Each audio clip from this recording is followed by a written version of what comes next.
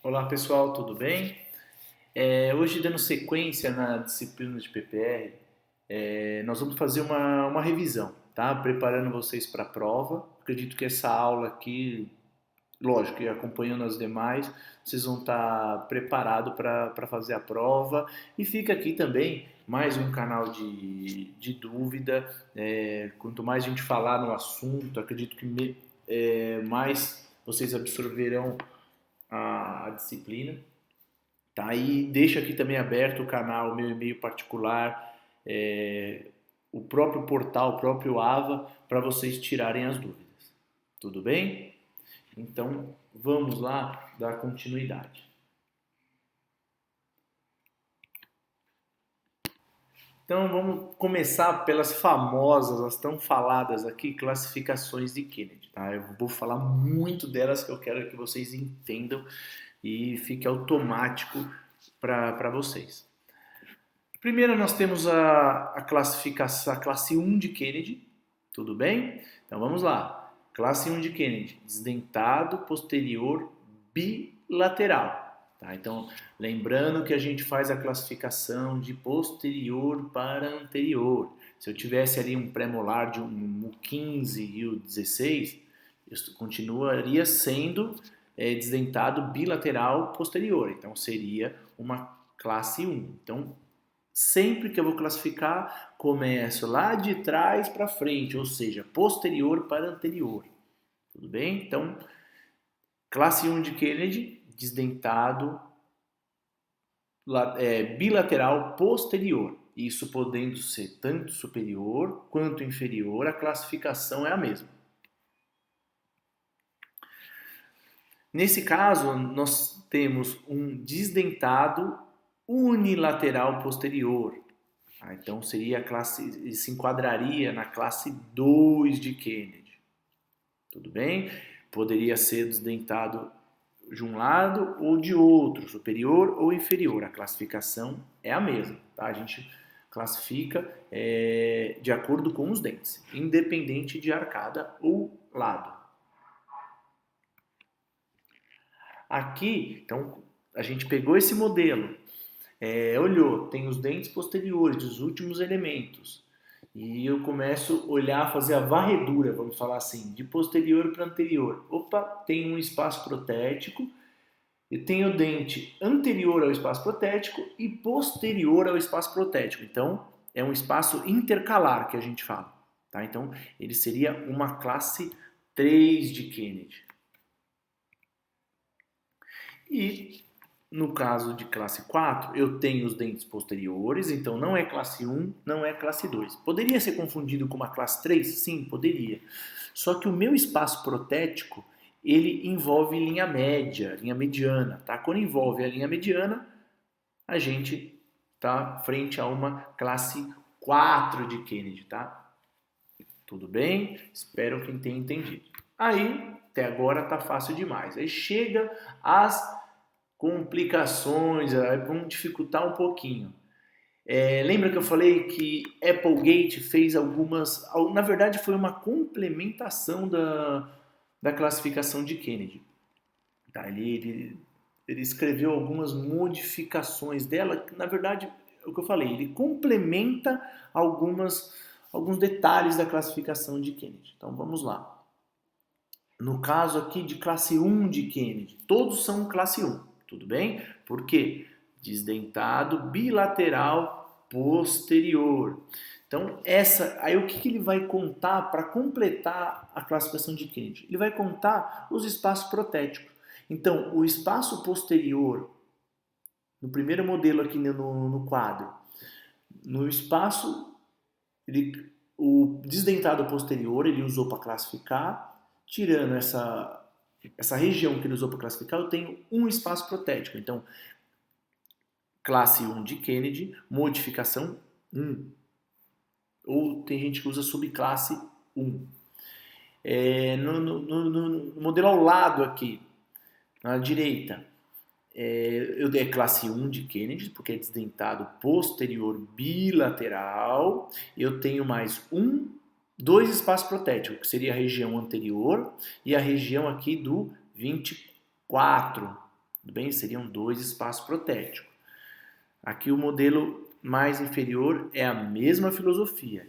Eu, desdentado posterior bilateral, ele tem 1, 2, 3 espaços protéticos. E no vizinho é a mesma coisa. Tudo bem? O classe 2 de Kennedy segue a mesma filosofia, tá?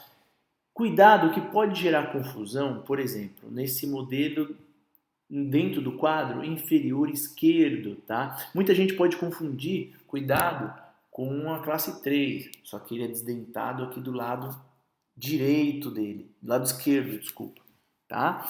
E então eu tenho um dente aqui, ele tem dente do lado direito dele e do lado esquerdo desdentado, tá? Então ele é classe 2 de Kennedy, desdentado unilateral posterior. E eu vou contar os espaços protéticos, assim como no modelo vizinho.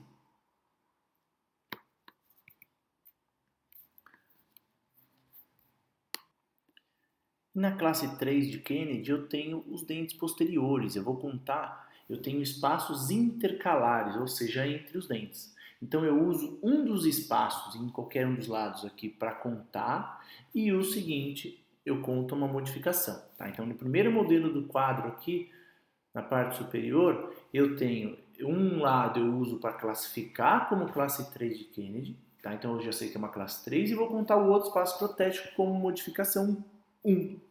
Certo?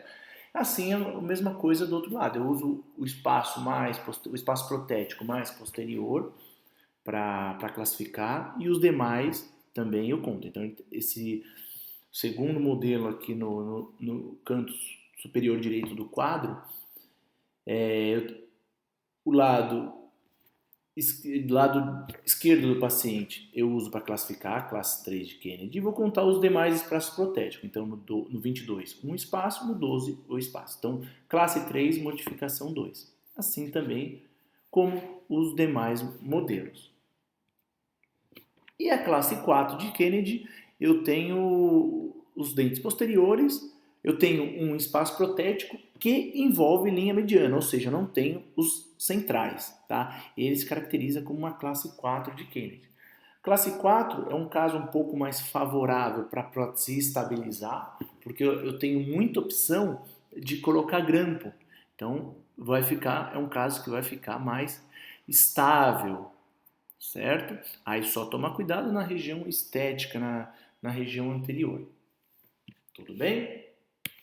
E lembrando também que todos os meus apoios, todos os meus grampos, eu tenho que estar apoiado em um dente sadio. Por isso que é importante um criterioso um exame clínico nesse dente. Tá? Nós vamos na clínica cobrar de vocês radiografia, ver principalmente periodonto, se há necessidade de tratamento endodôntico, coroa nesse dente.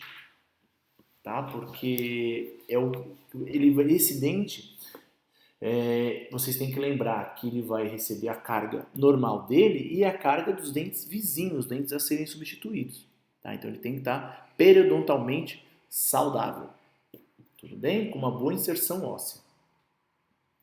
E falando nos apoios, nós vamos falar, nós vimos os principais grupos, né, os 2 principais grupos de dente, que são os grampos circunferenciais, como o próprio nome diz, ele lembra uma circunferência, ele vai abraçar o dente, tá? E os grampos de ação de pontas. O grampo de ação de ponta, ele é um pouco mais forte, um pouco mais agressivo, ele requer uma resistência maior, que a gente utiliza ele mais em dentes anteriores e dentes vizinhos ao espaço protético. Lembrando que a parte ativa dos grampos, principalmente do ação de ponta, e o braço de retenção no circunferencial sempre estando abaixo do equador protético, que é a área retentiva do dente. E nós temos também os apoios, tá? Qual é a função dos apoios? Impedir que durante o ato mastigatório a prótese intrua, a prótese, vamos falar assim, usar esse termo, enterre na gengiva, tá bom?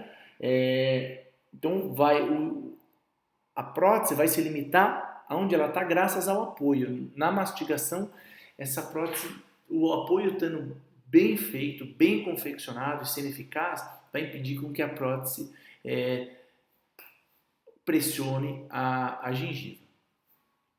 Então a gente vê aqui o preparo nessa primeira slide, a primeira foto aqui no canto superior esquerdo, o preparo de apoio. Esse caso é um pouco, a gente desgasta no caso a restauração, então dá preferência para a restauração.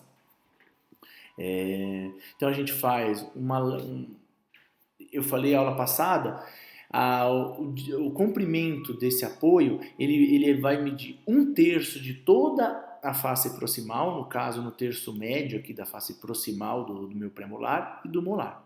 Tá? Então, e a gente vê aqui na foto, ó, a efetividade do preparo e o apoio cobrindo todo esse preparo.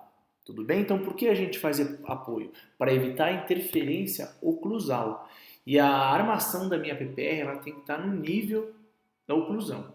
Quando nós provamos a PPR também, a gente tem que fazer um ajuste oclusal aqui. Tá? Por isso que a gente prova a armação sozinha. Tá sem dente, sem cera, sem nada. Justamente para focar aqui nesse apoio. Nós vamos bater um carbono para ver se esse apoio tem interferência.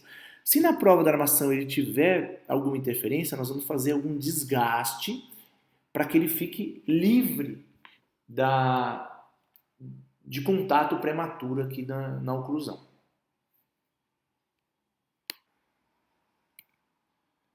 E falando de apoios, nós classificamos os apoios de 2 tipos. Então, nós temos os apoios diretos, que são aqueles localizados diretamente ao lado do espaço protético.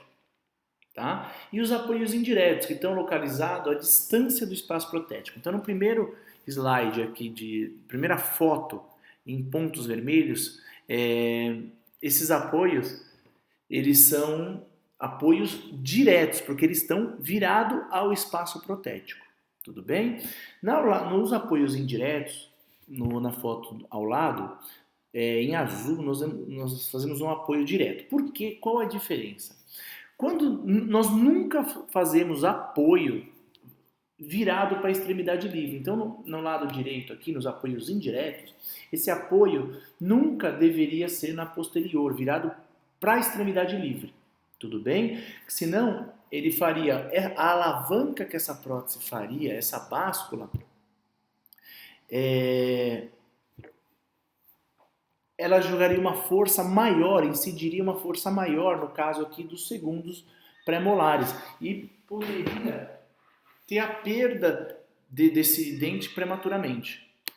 Então nós fazemos apoios oclusais virado para espaço protético quando eu não tenho extremidade livre, quando é um espaço intercalar. E falando dos apoios, no que eu falava no preparo, na dimensão do preparo, é isso que mostra esse slide. Então, nós estamos vendo a face proximal dividida em terços, tá? Então, o preparo vai estar no segundo terço, no terço médio da face proximal, tá? Tanto aqui um como o outro. No caso desse premolar aqui do lado direito, seria um apoio duplo, aquele grampo half in half, tá? Meio a meio. Eu tenho apoio na mesial e na distal do mesmo jeito. E no caso, quando for fazer grampo geminado ou grampo duplo, a gente faz esse apoio, tá? A gente aqui já está imaginando, nesse caso aqui inferior no slide, que ali tem um apoio e vai ter um conector menor, vai ter uma pequena barrinha ali que vai unir aos grampos e levar ao conector maior. Tudo bem? Então a gente tem que exprimir tudo isso aqui já a gente tem que imprimir isso no nosso preparo. Tudo bem? E depois, quando a prova da armação, fazer o ajuste oclusal. E nós temos os apoios de cíngulo também. Na região posterior, nós fazemos os apoios oclusais. Na região anterior, nós fazemos os apoios de cíngulo. O apoio de cíngulo é o mais indicado sobre os caninos. Ele tem prioridade na indicação sobre os apoios incisais, quando as características anatômicas do símbolo são favoráveis. Tá? Nós temos apoios incisais, só que o problema é que nós vamos fazer um leve desgaste na incisal dos dentes, e isso esteticamente fica desfavorável. Outra saída, quando a gente não tem um símbolo pronunciado, que nem nesses casos aqui, onde a armação vai encaixar aqui, ela vai assentar, e ela vai ter o mesmo efeito, impedir que a prótese intrua na minha gengiva. Tá? Então, nesse caso, principalmente nos incisivos inferiores, eu gosto muito de fazer um aumento do símbolo com uma resina composta. Então, em vez de desgaste, nós fazemos o inverso, nós acrescentamos material. Nós vamos fazer todo o sistema adesivo, condicionamento ácido, adesivo dentinário e a resina para servir de apoio. Nós vamos fazer um degrau na lingual desses dentes. Tá? Funciona bastante também, tá? E evita desgaste em esmalte. E continuando nos elementos que constituem a armação da PPR, nós temos a parte da cela. Tá? A região da cela é a região onde vai se apoiar a parte acrílica, os dentes, a parte estética. Tá? Então, ela é importante, ela tem que ter uma retenção para que a resina fique nesse meio, tem que ter uma retenção, a resina tem que ficar bem aderida a essa região. Tá? E ela tem que cobrir, por isso que eu falei na aula passada da moldagem. Então, se essa região, no caso da primeira foto aqui, uma classe 1 de Kennedy, tivesse com uma distorção, essa cela ia ter uma certa distância, não ia ficar boa, a gente ia ter um problema na adaptação dessa prótese.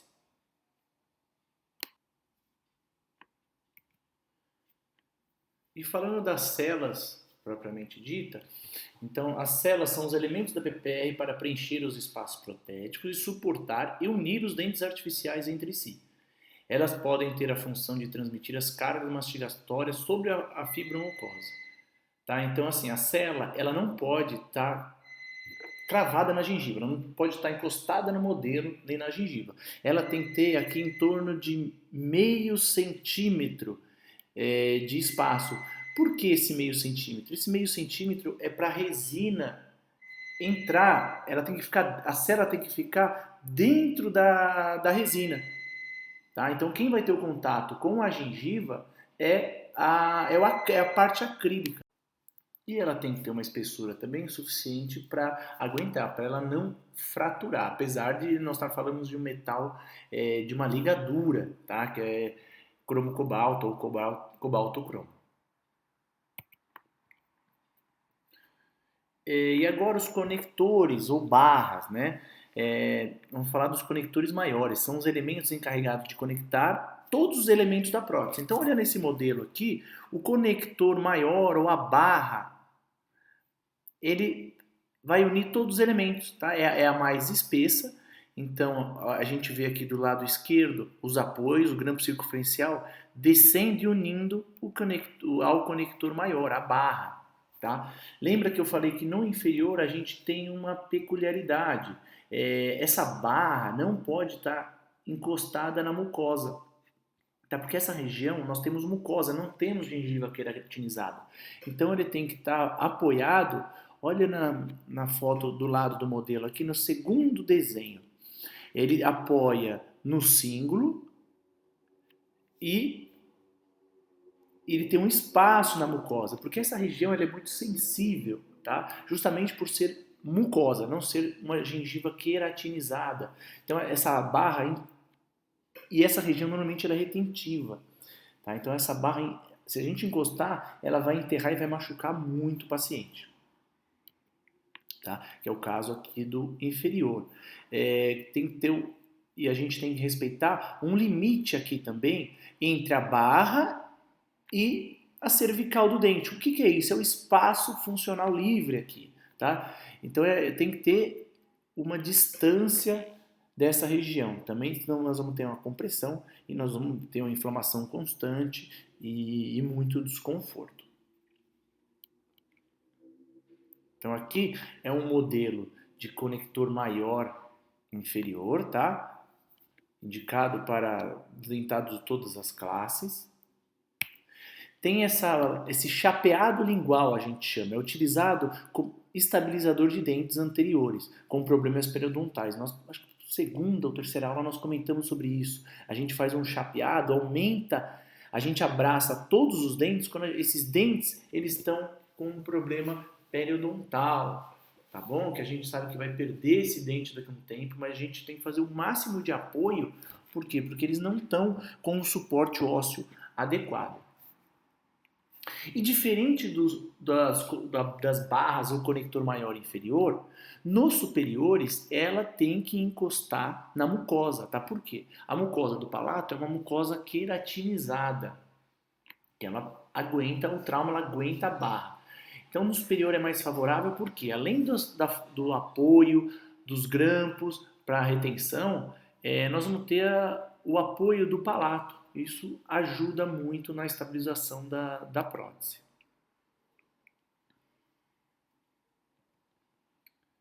Essa é uma barra palatina dupla, tá? A barra palatina dupla, uma das principais indicações dela é o quê? Presença de torus palatino. Então nós vamos abrir essa barra, fazer em dois para quê? Para contornar, para não ter que fazer uma cirurgia aqui de torus. Esse é um outro desenho, que é uma barra em U, que também é indicado no caso de presença de tórios ou palato profundo, tudo bem? Então nós vamos apoiar no palato, todo o palato duro, e aqui um caso de extremidade livre. E o chapeado palatino, a mesma coisa que o chapeado lingual, dentes, poucos dentes, e esses dentes com pouca inserção óssea. Então nós vamos abraçar o máximo que puder com armação metálica para distribuição dessa força. E quanto mais esse chapeado lingual estiver apoiado em palato, também menos força vão ser incididas sobre os dentes. E aqui nós vemos uma prótese parcial removível finalizada, tá? O metal bem polido, apoiado, aqui no caso, no cíngulo de todos os anteriores, tá? Quanto mais apoio, melhor. Os meus grampos, a minha parte acrílica bem polida e bem adaptada. Então, quando a gente vai fazer a prova da armação, por isso que é importante fazer somente a prova da armação, sem os dentes, sem cera, ela sozinha. Chegou do laboratório e vamos provar. Então, aqui, ó, a gente vê um chapeado palatino, tá? É mais desconfortável, mas nesse caso é mais indicado. Aqui no caso, a célula, ela tem esses grampos, tá? Esses postes que é para dar retenção ao dente, tá? Então a gente tem que ver o acabamento do grampo, se esses grampos estão machucando a mucosa do paciente, se eles estão pontiagudos, se eles estão tendo a efetividade, tá? Aqui, nós encontramos algum problema, nós vamos mandar para o laboratório de novo, indicando o problema, o que deve ser refeito ou o que deve ser melhorado. Tá? Aqui é uma prótese parcial removível antiga, tá? Em função. Então a gente já usa apoio de cíngulo. Aqui é o grampo de ação de ponta na vestibular do 23, tá? Já com desgaste, porque já é uma prótese já antiga, com uma barra palatina dupla. Tudo bem?